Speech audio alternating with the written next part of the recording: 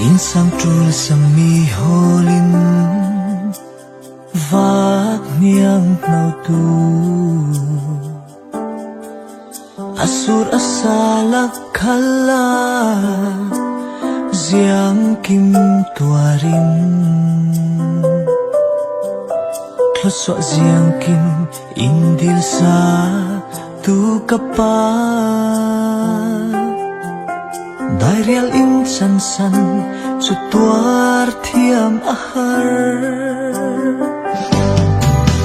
Ka phong nai em xuống kim tế kan lên lai cha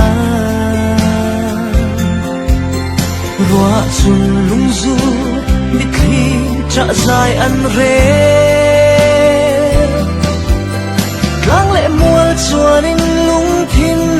an thar sal cheu Như ni lâu xuống kim tây lên lai xa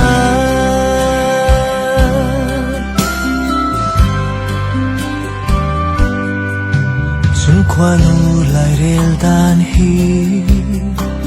Thấy thiam ahar Mi chun lung oi ton chana An xuống kim tên Giang kim kling khal hi kapa tel lâu chun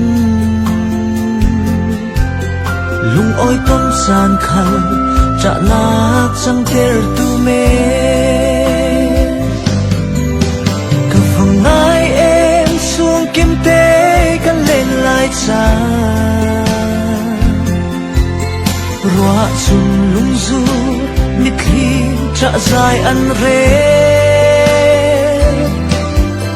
Lang lệ mual chuan in lung thin an thar sal cheu Ngil ni lâu xuống kim tây lên lai xa